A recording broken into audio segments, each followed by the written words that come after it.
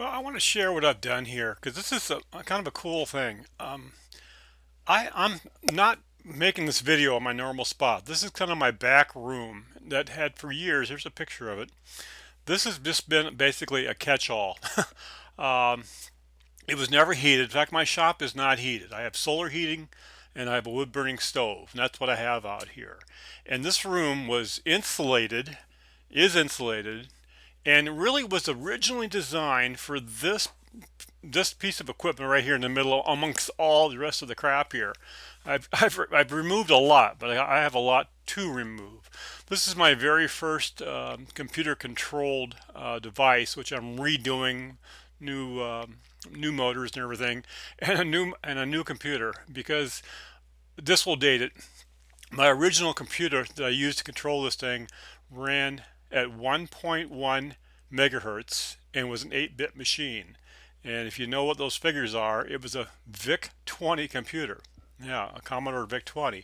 However, it worked perfectly fine for me back in those days. And what you have here, on this end I have a little this is just nothing more than a sharpened drill bit that jams into the wood with a little relay. It'll do about 3 times a second, kind of emboss the wood, kind of destroys the wood.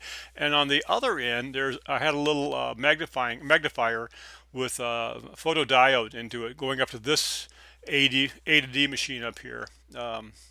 Because the VIC-20 was really cool. It's kind of where I learned how to program, and I discovered the parallel port, or what they call the user port, in the back of that thing. And wow, I can poke and peek and look and send signals to. It was like amazing. And so this is what I came up with the help of a couple friends. And even though it was slow, this is what it could do. It could read black and white. I'd have to make a full-size black and white picture of. I found out Sharpie's pen works the best, and whenever it saw a black line on the paper, it would start pecking on the wood until it didn't see a line and move on back and forth, and work its way down the sheet. Now, I did mention slow. We're looking at well over 1 million dots in this one here, and it took about 2 weeks of work. But back then it was working on its own. I was like, perfect. So anyway, it's worth rebuilding. And also I like this room, this concept here of coming back into this room, because this was cold storage. I never had insulation on the concrete walls down here, which I do now, and that helped a lot. But still, even though the shop might be 60, 70 degrees, it would still be 37 degrees back here all the time, all winter long. So I would never be here.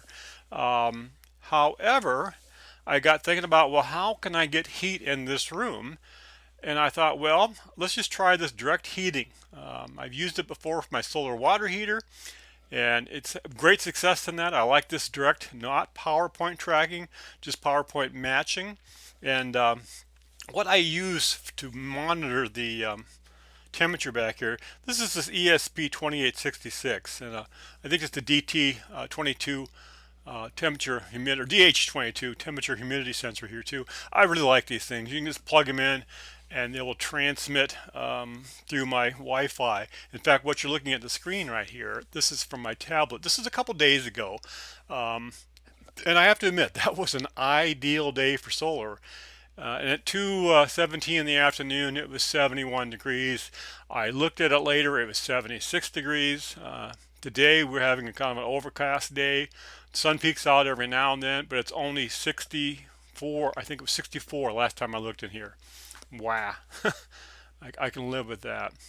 So I kind of like these little Node MCUs, and I've used them in a lot of places. So anyway, this is what I have. Now, I was originally designing this for a smaller system. I had some smaller panels when, out of the blue, my next door neighbor came over who had started this recycling or renewable energy something. I'm not exactly sure. And anyway, I contacted him, said, what a great idea. And he stops by a few weeks later and says, hey, I got some solar panels if you want. Now, these were removed from someplace. I don't have the whole story on them. They are old panels. They've been in service for a while. I can see the marks in the back where they've already been racking someplace. They're 15% efficient, so that kind of tells you they're sort of old, but they're better than what I had. And this is what they are, the specs on the back. Solar World. Now, these are made in the USA. I understand these hold up very well for longevity. They don't really lose a lot of power, supposedly, to the hype on them. But anyway, they're 280 watts per panel. And the rest of the information I have there, which we're going to use into a second here, because I'm going to look at what they say and look at the maximum power point, and then also I can bring what I've registered on these as well and how to match that up. So my original idea too was getting some of these. These are these load dump resistors. I got them out of hydro Missouri Wind and Solar, sorry. And they're fairly inexpensive. They come in different wattages. This one's 7.73. The ones I'm using are 2.9. And they get hot. They say right on the website, do not mount these to wood. I can see why. This is how I mounted them. This was just proof of concept. In fact, it's still sort of proof of concept, but I'm so happy how well these are working, and I've given me this space, to hang tie it out in. So what I did, I mounted these things in aluminum downspouts. Now these are 5 foot long. I'll show you them in action. But I did that because I wanted one to be in a kind of a fire safe area, and I will mount these on the wall probably when I get all the rest of my crap out of here. And I probably should have spent a little bit more time making these pretty instead of just hacking into them. That's what I did as this proof of concept. But these are 2 of them wired into parallel in the whole system. And what I did, I took my wires from the solar collector, and these are 10 gauge wires, multi-strand copper. You don't scrimp on the wire size, especially on DC. I'm only running about, I'm guesstimating 50 some feet from my collectors to here. So you're not going to get too much line loss. But if you're going smaller wires or solid core or long distance, you're going to have a lot more line loss that way. And what I did, I just actually put some crimp terminals on the end of them, mounted them into a regular duplex box here, marked DC only, because if someone plugs something in there for AC, I'm not sure what's going to happen. It'd be interesting though. And these plugs you see here, those are the plugs I just go to my resistor. I had some old cords, I just cut the ends off them and crimped them on basically, and then screwed them in place here too. Now this is a video I have of temperatures and how they're working. Yes, that's 528, 600 and some degrees temperatures. That's what they said. Don't mount these to wood. A little difference in each one. It could be where I'm pointing them. But this is why I use my tubes. It's a chimney effect. Okay, I didn't want to. It's just a small room here, I didn't want to have a couple fans running to take this heat and circulate it into the room here. So I knew the chimney effect. Of course, I'm not going to get much differential in 5 foot of tubing. However, you add some heat to it, that thing just spins around. You can really feel it coming off the end there too. So this is just something I put up there just for to demonstrate how much flow is coming out of it. But yeah, I'm kind of impressed. Well, let's move on here. Now, originally I tried a 13 ohm system. This is a heater I just had. It's destined to the dump. The cord was sort of iffy, and I'm not sure where it even came from, but it's going to be going. 13 ohms does not match my system. I got very little heat out of this thing. I did rewire it for DC. I got rid of the thermostat and stuff, and just basically a direct heating like I did the other ones. And now we're going to talk about some numbers and some equations here too. I would really recommend you go to this waterheatertimer.org, especially the solar power curves for water heaters. That is really a wonderful website that talks about the maximum power point and matching the load to your photovoltaic, and that it helped a lot. And in fact, the concept I have is more than just one. I think I can come up with a gear shifter, so I actually have a couple multi-resistance systems here too, but more on that later. But that's the key here. That's why 13 ohms did not work. However, what I used for mine did work, okay? And how do you figure out what works? If you look at the back of the sheet, okay, you're going to see these specs back there. And on my sheet had open voltage and short circuit, open voltage and short circuit current. Now, of course, these things can't exist at the same time. You can't have it open and short at the same time, but they're interesting numbers and starting places. In fact, if you take those two numbers, of course, voltage times amps equals your power or watts, and the 39.5 times the 9.71, well, that comes up something like 383. That's not quite right, but like I said, something to work from. But if I look at my rated voltage and my rated current, okay, that's 31.2 and 9.07. Well, that comes up to 282 watts, and these panels are rated at 280 watts. So that gets me in the ballpark. And how do we figure the resistance? That's the V voltage divided by the current. That's how the perfect resistance is going to come in theory. Okay, now if I look at the pie in the sky one that says 4 ohms, if I look at the one that says the rated ones, it comes out to 3.4. Okay, so I'm actually running two panels though. So instead of actually 9.07 here, I'm really got 18.14. That's the current doubling, because if I did my panels in series, I'm going for higher voltage, but since I'm running them in parallel, I'm after the amps, the higher wattage coming out of them. So on those numbers then, 31.2 divided by the 18.14, my theoretical maximum, what I want, or perfect I should say, is the 1.7 ohm resistor.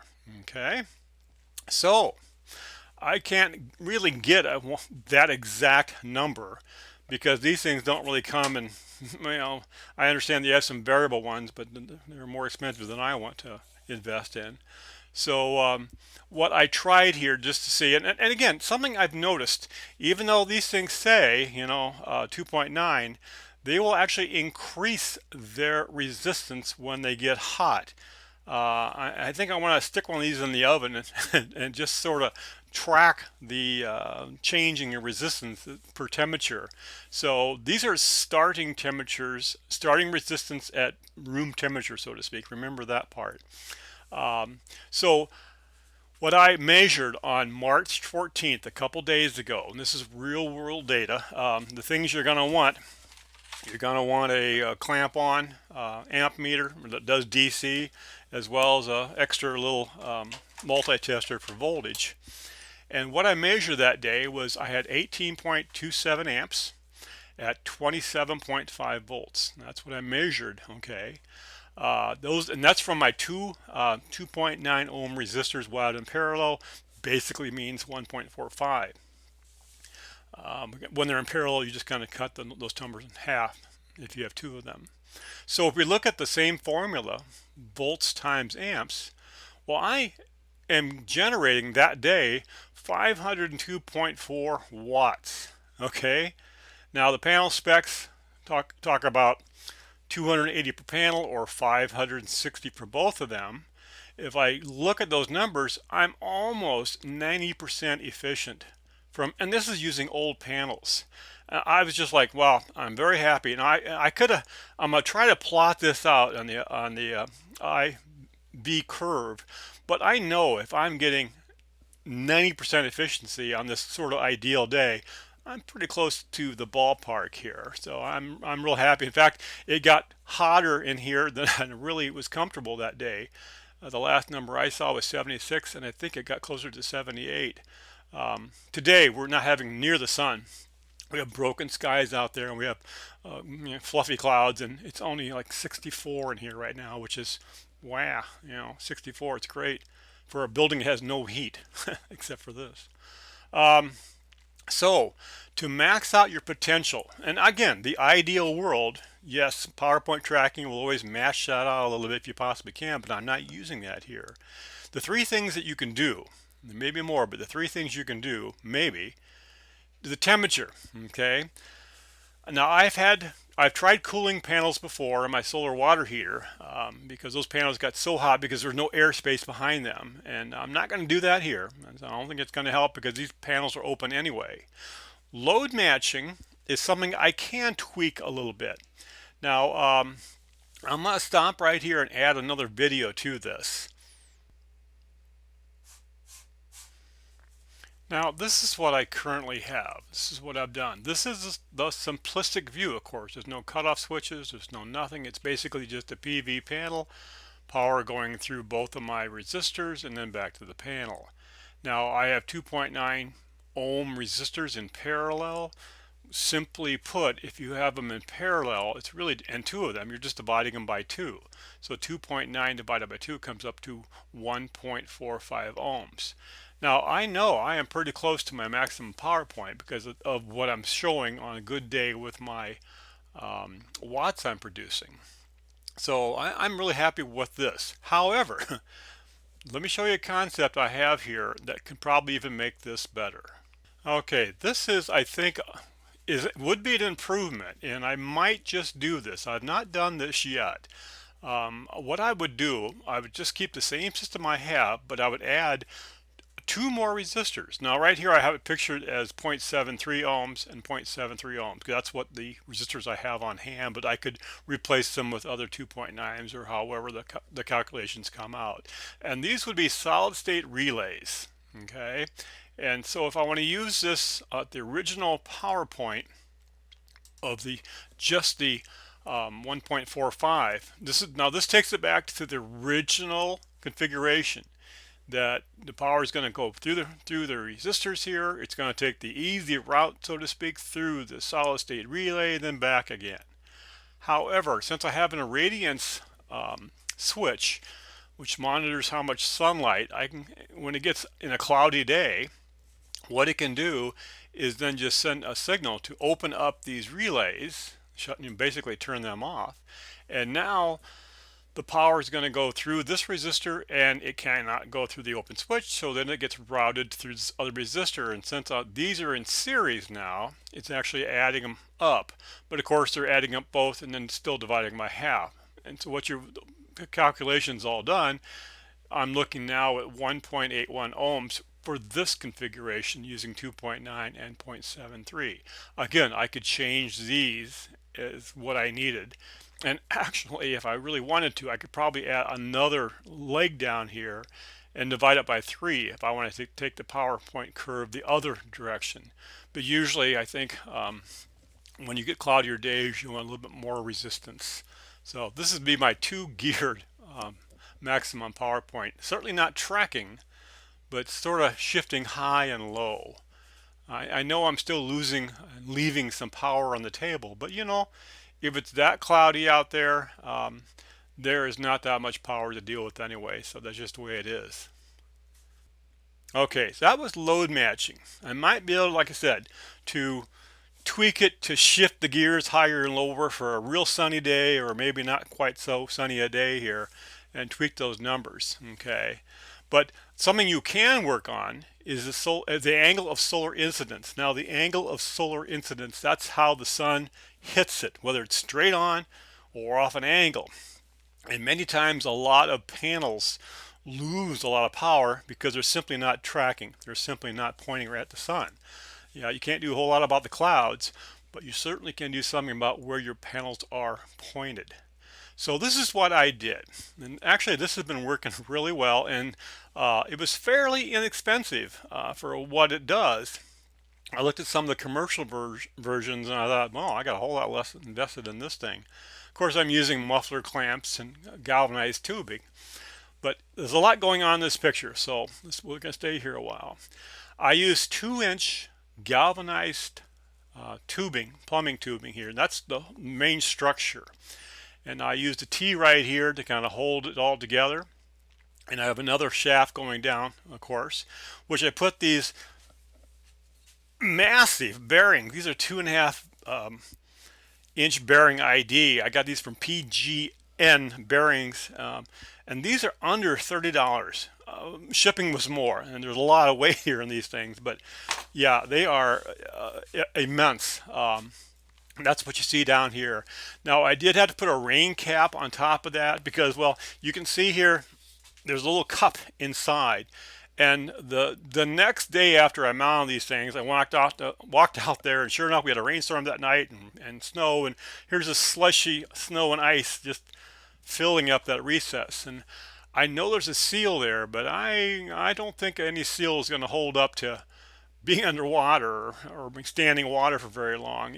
I did though put a smear of waterproof grease at the juncture between where the seal's at. Hopefully, it's going to give it a little more longevity. But these caps, I 3D printed them, and I will go ahead and list that on my Thingiverse channel if anybody wants them. However, they were 50. The red was a 15-hour print, but I don't care. Now the top part here, what you're looking at here is muffler clamps. I found that these 2¼ inch muffler clamps fit the ID of this 2 inch, or the OD of the 2 inch pipe, just perfectly. And so I went out, and what you're seeing here, I just welded up some flat stock to the muffler clamp, put some additional braces on the side here, drilled holes into it, and those holes correspond then to that square stock tubing you see in the top there. And that way I can bolt the whole thing together. And of course, what I did when I put my panels on here, I had it nice and flat, made it real easy lining things up and drilling the holes. And when I finally got it where I wanted it, I just tipped the whole thing up and then tightened the nuts on the muffler clamps. Which means if I really want to do a seasonal adjustment, I could just loosen these up and tilt it one way or the other. But this is designed primarily for the winter heating. However, I do have a little Peltier effect cooling system I might give a whirl with this summer, but that's future work. So what I did on top this square stock here, you can see this is a 3 inch wide piece of 1/4 inch aluminum. That's just bolted to this square stock, and also right here through my flat stock. That is to where I can put that on there so I can match up the holes that were already into the panels I got. And that worked really well. I had not a problem with this. We've been through some pretty good rainstorms, windstorms, and yeah, it's been great. The There's a picture of the same in a different view of it too, but yeah. Yeah, these clamps do an amazingly good job. I'm very happy how strong that they do, that they hold.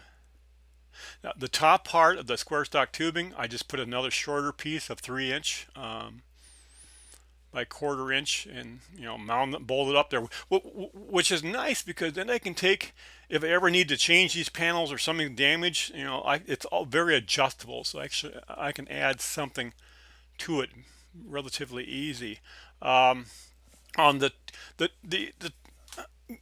bearing here, the 2½ inch opening here was just a little bit bigger than the OD of the galvanized tubing. And yeah, you can see a little surface rust here, which I'm probably have more, but it won't. That's on the outside, not the inside where the bearings are at. Hopefully.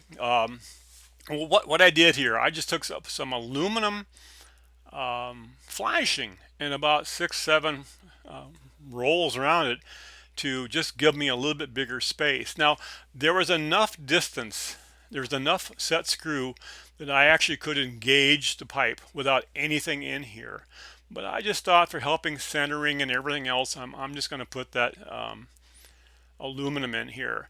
Now it did hold the aluminum set screws, but I know it probably wouldn't hold in time. So what I did, now we're looking at the bottom one, and there's a pipe coupling on the bottom piece of pipe here, and what you can't see is that pipe coupling fits right on top of that race right here. Okay, and that's just direct contact. So I'm using the set screws, but I'm not relying on the set screws because that thing is going to basically hold it. Now I know I'm using radial. Okay, I'm using these things radial, and the stress is is going down with the shaft. These things are rated for over 9,000 pounds for stresses, which is perpendicular to the shaft, and I couldn't find the exact specs on this or how much radial these things would take, but most of these double bearings top of here do a real good job. They're not quite as strong with radial stress as they are the traditional, but I'm only got 200 pounds here total, so I'm just like, you know, I mean, it spins so easy. In fact, I was kind of scared how easy it spun. I had to kind of really lock it in place until I got all my attachments on. I'm afraid the wind was just going to spin it. So now this is a little bit of a close-up of the rain cap. I needed to do something. Now I have some more of this green that fits closer to the bottom here. I've just taken off to show you the picture here. The top one fits right on top, and the bottom one will too eventually. And there's also some foam sealant on the inside here just to give a nice little sealing. And again, it's really not designed to be waterproof. It can't be. It's got a spin. This one won't spin, of course. But what it is more of a rain, a drip edge. So it will just shed off the water. And I've been through quite a few storms since then, and I've kind of checked, looked at, and yeah, they're dry. So I think I'm going to get a lot of life out of these bearings, even though I'm using them outside. Now, I did not, like I said, this thing was spinning so easily that I needed something ASAP. So what you're looking at is a 1-day build.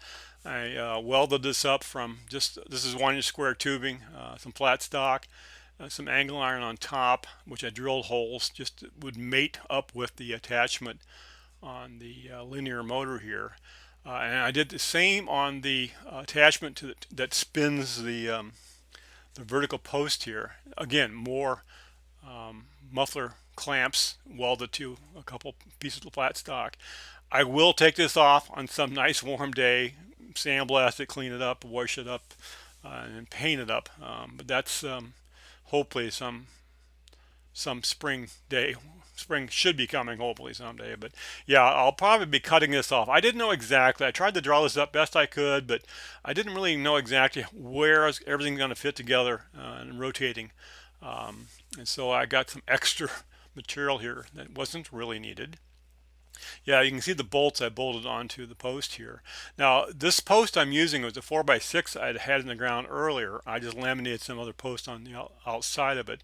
I had, that's not pictured in this picture, put some diagonal post in the ground, fence post basically, and then screwed them to the side just to give them a little bit more strength in a wind.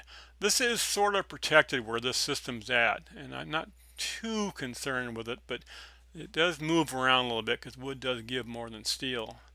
Here's the close-up of the pipes inside. Muffler clamps, again, not painted. Hopefully I'll get them painted before all the threads rust off. But yeah, you can see the top ceiling, and what you see here, there's 2 layers of that green. I wanted to turn it, 90 degrees so you couldn't just run right down to the crack. It's going to shed the water off better. Now I'm using Fergelli, I think that's how you pronounce it, the linear actuators. And one of the things I always try to do is match the linear motor or actuator of the maximum length it can do to the project course. I don't want this to get so far out that it gets it in trouble, starts pinching, hitting something. So that's why I didn't really know exactly where to mount all these the system until I had it working. And this can go completely out, and it can go retract completely, and nothing gets hit. Okay, because this could, if you really wanted to, it could spin around so far that the panel might hit the inside corner here. And that would not be good. So I like these linear, this Fergelli, because these are the professional, or the premiums are called, and they are waterproof. However, if I'm doing this again, I would probably make this angle iron a little bit higher. So you want this in down, just in case water, you want to make sure the water drains away instead of drains back onto it. It's got a little bit of it, but not too much. I've used these before. I really like them. They do have limit switches inside, so they won't just spin, but they'll just shut off. If you get all the way in, they shut off, and all the way back, they'll shut off. But I don't like using that as the main switches, so to speak. I like using them as sort of a backup in case everything else goes goes stopped working. And so what I'm using are these my own limit switches here. That way I can know exactly where it's at, and I can mount these and even adjust them too, so I know exactly where far east travel is and far west travel is. You're looking at the west switch here, and what you have here, this is a small little reed relay, or sorry, just a reed switch, I should say. And this is a little printed circuit board that I've made up, and this whole thing just fits in this little groove you see right here. And this is just mounted with a piece of aluminum. Now this is PETG, so it's going to hold up very well outside. I don't have too much of a problem with that. And it slides in here, and then it's got this little cap that will snap on the bottom. There's a little ball printed up right on the inside here, in a little recessed area that will snap down to kind of waterproof it. All electronics and wirings at the top, not much at the bottom. Even if I did get water in here, I don't think it'd be too much of a problem. Now these bands you see here on the post, they hold these magnets in this orientation. Now that horizontal magnet, that's how you want it for the magnetic flux to really activate the switches. And so now I can spin these around, and whenever this starts getting close to that reed relay, well, of course it'll trigger the reed relay. My little Arduino knows, oh, we're there, and I've reached east or I've reached west on the direction. And like I said, it's really easy just to move these around here. Just open up that, loosen that bolt, and you can spin them right to, you can just adjust them just as you want. They've been working really well. Okay, I did separate the height of the two magnets. I didn't. These are pretty sensitive and pretty strong magnets. I didn't want to get them real close together so one might activate the other one by accident. So that's why I separate them by the height. Now this is what I'm using for my the drives whole thing. And again, this is the proof of concept, and I've not put this in the cabinet yet. Might not. I don't know. But I'm using a small Arduino Nano. I had a bunch of them, and I didn't really need anything more than that. What you're seeing is a real-time clock module plugged into that. And over here is the Citron 13 amp motor driver. You don't even need that much, but that's the small one I had, and that's perfectly fine. I'm running the whole thing. The whole mechanism runs on a little 2 amp wall wart. I do have a couple override switches here, which I can then just push those switches and rotate the whole apparatus if I need to kind of fine tune it, which you will need to, or I needed to. Of course, here's my kind of bus information strip for my wires going to the tower, and there's another bar out there corresponding to this one. It makes it easy to wire things up. I had another linear motor right here, a small one, just when I was playing with it, and I removed that, and that was just more for the programming aspects of it. Now, the programming, I think I almost got hung up a little bit because I've done some other solar positioning things when you actually have to be optically capable of doing this. Okay, optically accurate. I have a heliostat I'm working on that corresponds to a half a degree from NOAA's website of solar positioning, and I'm just like, I'm happy with that. This half degree is great, but I did not need that. So what I really wanted to do was just to have this thing move generally in position for the angle of incidence. So it only moves once every 15 minutes, and that's all it is. And that keeps it pretty much tracking all day long. Now I've had to adjust I can adjust the voltage going to the motor controller, and also the numbers you send to the motor controller for the speed, and actually the duration of the pulse as well. So there's lots of adjustments you can do on these things to make it adjusting. And when it came to how far to move, okay, I needed to kind of figure that up. NOAA has this great website, and I'll post that on the post-production here, but NOAA has this great website where you can figure in and just put in your longitude, latitude, or just go with the map and get a satellite view of my house here, or in your house, whatever.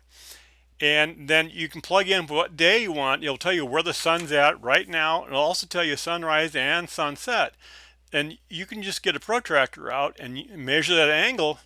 And that's what I did for, I think this was January something. I saw I needed 135 degrees of movement, east to west. That was my target. I ended up getting 140, which is perfectly fine. And I used my limit switches to bring that in a little bit.